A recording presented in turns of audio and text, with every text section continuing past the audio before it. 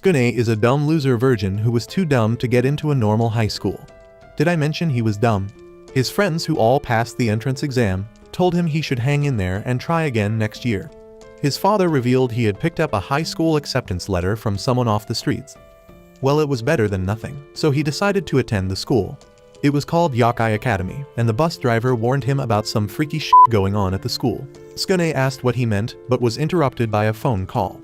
It was his cousin who was trying to inform him about the school, but all signal was cut off as they entered a tunnel. The bus driver dropped him off at a place with a completely different landscape, telling him to watch his back as he drove off. He tries calling his cousin again, but still no signal. He wanders his way around the forest and gets ran into by a pink-haired baddie. Amazed by her beauty, he couldn't help but reach for her thick thighs and gets a nosebleed. She goes to wipe his nose, but can't help herself from going in for a bite of his neck, as she reveals she's a vampire. The freaky-ass Tsukune actually didn't mind it. They both find out that they're attending the same school, and the baddie asks for his opinion on vampires.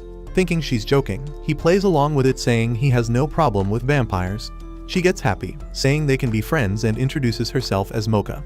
In class, the hot teacher explains this is a school exclusively for monsters. The rules are to always remain in human form on campus, and to never reveal your monster identity to another student.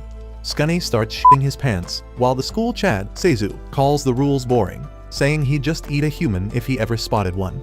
The hot teacher explains that the school is enclosed in a giant barrier, and if a human somehow got through, they'd be deleted immediately. This makes Tsukune shit himself even more. Moka comes in late, amazing all the boys with her beauty. She then spots Tsukune and jumps towards him.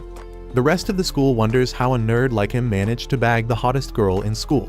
They both reach for a drink in the vending machine, and she calls him silly, accidentally pushing him too hard with her vampire powers. Seizu appears and asks what a lowlife like Tsukune is doing with the hottest girl in school, then throws him at the vending machine. Moka goes to check if he's okay. Later, Tsukune starts to worry about the strong monsters like Seizu. She asks what kind of monster he is, but remembers they're not allowed to reveal that information. Moka had already told Tsukune what she was before she knew of the rule, and shows him the rosary on her chest which seals her vampire powers. If she were to take it off, she'd turn into a vampire, but luckily she's unable to take it off herself. She also reveals that he was the first person she's ever sucked. Oh, okay, goddamn. The greedy bitch tries to go for another bite, but Tsukune rushes off. He can't believe the other students in the school are monsters that appear to be just as human-looking as himself. He plans on leaving the school, but Moka appears asking if he's okay. He says he wants to go to a human school, but she tries to stop him. She says she's attended her fair share of human schools and dislikes humans because of how they treated her. She says she likes him because she doesn't feel alone when near him. That's when Tsukune reveals that he's a human, and Moka can't believe him. Nigga, what? He runs off as Moka continues to chase after him. Seizu asks Moka where she thinks she's going and transforms into a huge orc. Tsukune hears Moka's scream and knows Seizu is up to something, but feels too powerless to turn back and help. Seizu demands Moka to show her true form, but she won't do it, so he attacks her. That's when the weakling appears, trying to show out in front of the baddie, but gets his ass beat. Moka rushes down to help him and apologizes for getting him hurt, saying all she wanted was a friend. Tsukune doesn't back down as he says he wants to be her friend too, before Seizu strikes him. He reaches for her, saying he likes her, and accidentally pulls off her rosary. So she transforms into an even hotter vampire. Seizu shits himself after realizing she's an S-class monster. She delivers a devastating kick and Seizu surrenders like a little bitch. She catches Tsukune as he's about to faint, and he wakes up on her thick thighs, struggling to remember what happened. He finds out that the bus only comes around once a month, so he has no choice but to stick around longer and see how things go at the school. He wakes up at his dorm in the morning and plans to stay low so no one finds out he's human before the bus comes next month. Some other students start simping over Moka, but she curves them for Tsukune's human meat. Word has got around that Tsukune beat up Seizu, as a blue-haired girl stares from a distance. Moka felt weak and hungry from skipping breakfast, so she sucked Tsukune yet again, causing him to run off. He found the blue-haired girl from earlier crying for help. The loser can't keep his pervy eyes off her, as he goes down to help her. Her assets rub up against him, as he offers to take her to the nurse's office while she smiles suspiciously. Meanwhile, Moka wants to go apologize to Tsukune for always sucking him without consent. Tsukune asked the girl how she knew his name, and she revealed that they were in the same class. He thinks she's really cute, but the desperate girl nearly faints on him again, using it as an excuse to rub up against him. The virgin struggles to keep composure. She tells him to look into her eyes as she introduces herself as Kirimu. Tsukune is lost in her beautiful eyes as she uses her power to hypnotize him, making him get touchy with her. Moka appears and asks what the heck is going on. Kirimu says that Tsukune is her friend now, and they head off to class while Tsukune shouts mean things to Moka, not being able to control the words coming out of his mouth. In class, Moka wonders who this blue-haired bitch actually is. Kirimu notices her staring and the tension builds between them. Class ends and Tsukune wants to apologize to Moka for what he said, but she had already left.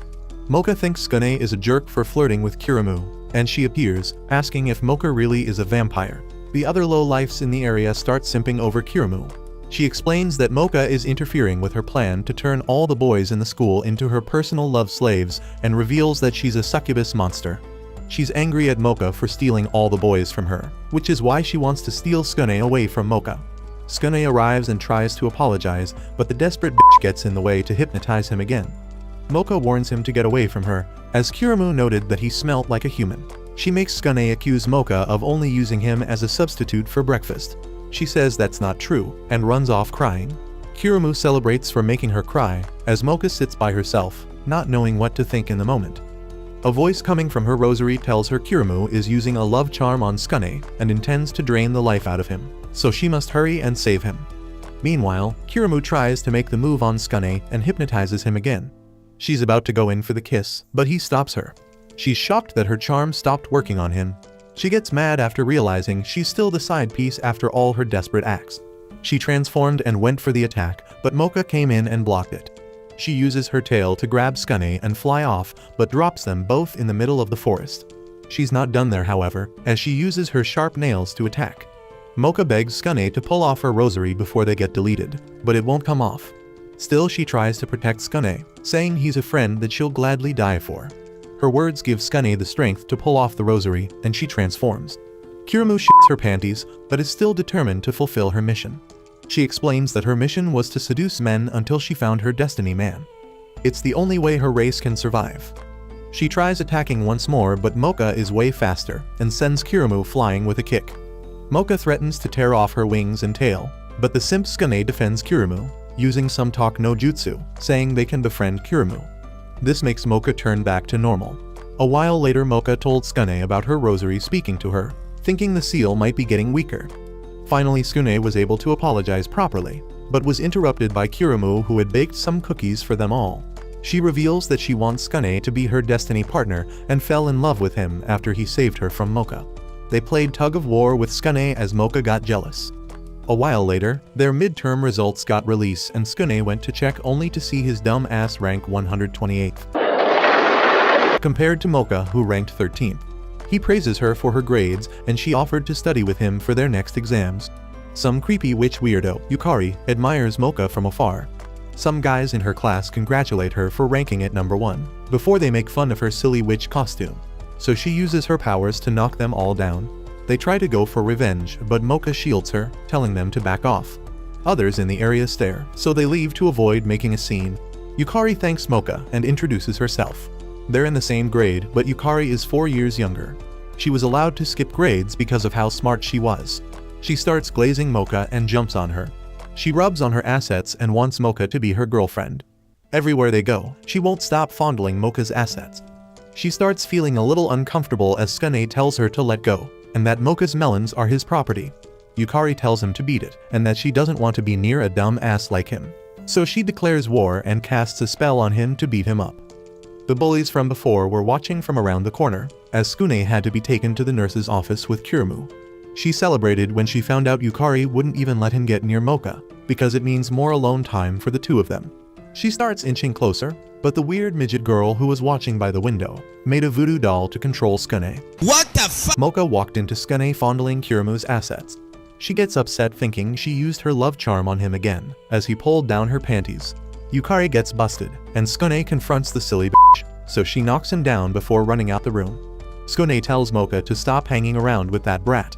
Yukari gets flashbacks about how badly she was treated in her previous schools, and rightly so. The class president bully bumps into her again with his goons and start bullying her. Meanwhile, Tsukune wants Moka to set boundaries with Yukari, but Moka doesn't want to abandon her. Kirimu explains that witches like Yukari are seen as half monster and half human, but aren't accepted by either. This is why Yukari always felt alone and was treated like trash. Her bullies transform into lizard monsters and continue their bullying. She then has flashbacks of more students talking behind her back, which is where she built her habit of trolling people with her magic. She tries defending herself against the bullies, but they destroy her magic wand and plan to eat her. Moka arrives telling them to get away from her. Yukari says she can handle them herself. Moka went to comfort Yukari, saying she can relate to being treated like an outcast by others, which is why she wants to help her.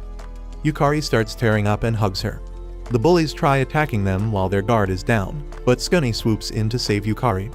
He apologizes, saying he can also relate to her, as she felt bad knowing he took the hit for her. The bullies attack them again, but this time Kirimu takes them out of harm's way. All three of them attempt another attack, but Tsukune rips off Moka's rosary so she can carry them again.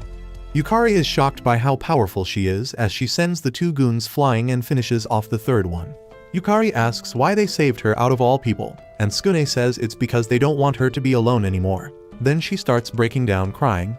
A few days later, Yukari had cleaned up her act and apologized to the other students for all the trolling she did.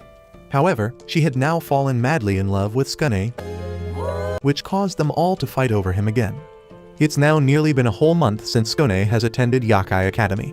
He was so spaced out in class that he didn't notice the teacher had chosen him to read out loud until Moka nudged him. He spouted out some weird shit that had the whole class looking at him funny. Moka told him he can always come to talk to her, since she felt he was worried about something. It wasn't long, however, until the side piece Kirimu came to separate them. Later, Tsukune got stopped by some other virgins. They exclaimed to him that he was their enemy. Tsukune doesn't understand what he did, but they revealed themselves each as being presidents of Moka, Kirimu, and Yukari fan clubs. Tsukune wanted to get away from their virgin energy, but they grabbed him and started beating him with their weak-ass attacks. All three of the girls turned up and Yukari tried using her magic on them, but hit Tsukune by accident. The three incels took that chance to run away.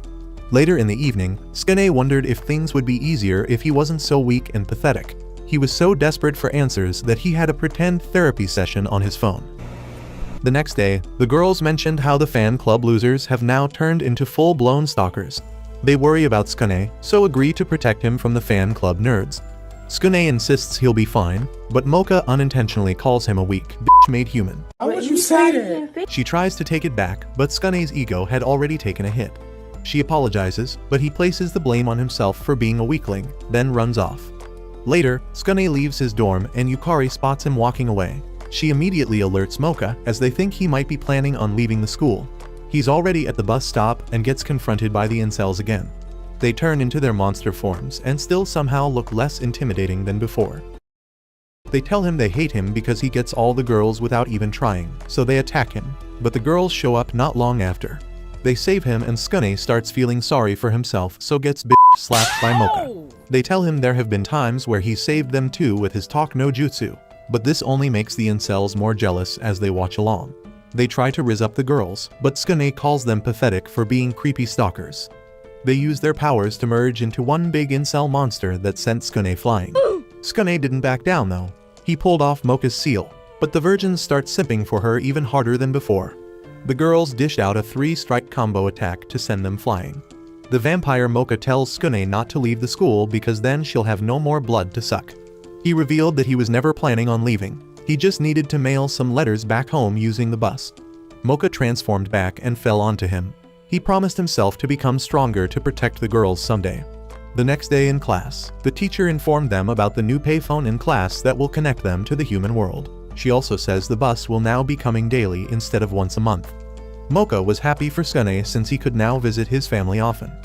Later during football practice, Tsukune decided to turn into Lionel Messi, making all the girls wet by dribbling past the whole team and scoring. After, he had some tongue action with Moka, which all turned out to be a daydream he was having as Moka was feasting on his blood. The teacher announced to the students that it was time for them to join a club, in order to prepare them for human society and culture. Everyone gathered at the club fair and Moka dragged him to find a club they could join together. All the clubs were weird and lame, until they found a swimming club ran by some baddies. Tsukune and the other men of culture were all sold. He thought it was the perfect club to impress Moka since he had taken swimming lessons before. Moka isn't completely sure, but the captain of the club, Tamal, tells him to forget about that bitch and join anyway. This made Moka want to join too. Everyone got in the pool as Moka sat on the side fully clothed, watching with envy as Tamao started flirting with Tsukune. She pushed her assets against him, which made Moka lose her shit and call Tsukune a dirty playboy. She tried running off, but got stopped by Tamao, who told her to get lost if she wasn't going to swim like everyone else. Tsukune told Moka to wait up, but got bombarded by Kirimu and Yukari, who had also joined the club. Kirimu tried seducing him, but Yukari tried doing the same. This resulted in them fighting over him again. Meanwhile, Moka felt weakened and fell to the ground. Her other vampire self spoke to her through the rosary, calling her an idiot for getting too close to the water, as we learn that a vampire's weakness is water. Then we get to the cringe part of the anime where Kirimu thinks it's High School Musical and starts singing with everyone watching. Yukari follows with her own performance, as everyone else plays around in the pool. Tamao approaches Tsukune saying it looks like something's bothering him, so takes him for another swim. Meanwhile, Moka is determined to go back to the pool, but her other vampire half tells her not to even bother with it, and to end her relationship with Tsukune. Moka doesn't care and still wants to go. Tamao advises Tsukune to stop worrying about Moka, and admits she's had her eye on Tsukune this whole time. He tries to leave, but she pulls him close. Suddenly, other boys in the pool start getting sucked dry. They reveal themselves as blood-sucking mermaids, and Tamao says he has an irresistible human-like scent. The other mermaids gather as Kirimu and Yukari try to defend him. Moka comes running back and jumps in the water to save him, but she's weakened by the water, meaning she can't do shit. Moka ends up drowning, but Kirimu holds Tamao back to allow Tsukune to go and save her. Her vampire form gets activated and the pool turns red. She rose to the surface as the mermaids surround and attack her with water. Kirimu and Yukari help out with their attacks as Tamao dives under to attack Moka, but she jumps into the air. Tamao follows her up, but gets bicycle kicked by Moka and knocked out. Tsukune goes to check on Moka, but she bitch slaps him still in her vampire form, and tells Tsukune off for making the other Moka cry. Tsukune later apologized to her when she came back to her human form. He says it's fine if they leave the swimming club. As a member of the newspaper club, Shizuka introduces herself and tells them they should join. They both agree to join, as the other two third-wheelers rush over to join with them. In the evening, a girl was getting dressed before she noticed a mysterious-looking figure staring at her from the window, and screamed. The next morning, word had already spread around the school about the mysterious-looking figure on campus. It's the first day at the newspaper club, and they're the only ones who joined along with Prince Charming, who walked through the door. He introduced himself as Jean, the club president, and started rizzing up the ladies while handing them flowers. Shizuka had to run off for a faculty meeting while Jean covered. He explained the club's activities, which involved journalism around school campus, even if it meant putting themselves in harm's way. He asks if anyone has any stories, and Kirimu mentioned the mysterious peeping Tom on campus. They decide that they're going to stop him, and Jean tells them they're going to need some info first, so they place posters around the school. They think the posters are going a little too high, but Jean tells them to go even higher so the dirty perv can look up their skirts. Tsukune saw this and called him out on it. Jean denied and got the dumb girls to believe Tsukune was actually taking a peek under their skirts. Moka was visibly upset and ran off. In the bathroom, Moka's other vampire half spoke to her, telling her to be cautious around that Jean dude. The next day, Tsukune tried to explain himself, but Moka gave him the silent treatment. Jean overheard some girl gossiping about Moka kissing Tsukune on the neck, which made him flip. The girl heard him shout and opened the window to see Tsukune walking past, and they accused him of peeping. Later, Tsukune did his best to explain to Moka and Kirimu that he wasn't a perv. They don't look too convinced by him, which makes him upset that no one believes him. Jean appears and says he believes Tsukune. They go on a walk and Jean points out the high window, telling Tsukune to go up there to properly convince Moka. The dumb ass starts climbing and finds himself looking over the girls' locker room with them changing inside. Jean takes a photo of the gullible idiot, saying what would Moka think if she were to see it. The girls spot him and start screaming and throwing objects. They surround him, accusing him of being the mysterious pervert around campus. Moka arrives and asks if it's true. He tries to defend his case, but Moka runs off upset, while the girls beat the shit out of him. Kirimu and Yukari heard the news about Tsukune, but believe there must be a good reason for why he's perving. Jean finds Moka on her own under the moonlit sky. She doesn't want to believe that Tsukune is the peeping Tom, but Jean tells her to forget about that perv and tries to go in for a kiss, but gets pushed away. He's forced to use his trump card and show the photos of Tsukune peeping. She can't believe it, but also wants to trust Tsukune. He tries to push the narrative further in her face, saying he even used a drum to climb on and get a better look. But the detective Kirimo and Yukari arrive, asking him how he knew about him climbing the drum, because in the picture it only shows Tsukune from the knees up. He makes up an excuse saying it was his first time at that location, and he got there to report some news and saw it all. They asked how he knew Tsukune moved the drum to stand on, and he replied saying it's because it's never under the window. He gets caught out because he just said he had already admitted he never went to that location before. They exposed him as the peeper as all his dirty photos fell out from his jacket. He resorts to using force and transforms into a werewolf monster, gaining his powers from the full moon. He attacks Moka and Tsukune arrives. He runs towards her and jumps to snatch off her rosary. She transforms and attacks him, but he dodges it with his super speed. He uses more of his speed to confuse Moka and dish out an attack, but Moka blocks it. It's because the moonlight was being covered by the clouds, which means his powers have been reduced. Moka had the upper hand and wrecked him with ease. The next day they released their news report about Tsukune's innocence and the peeping Tom being Jean.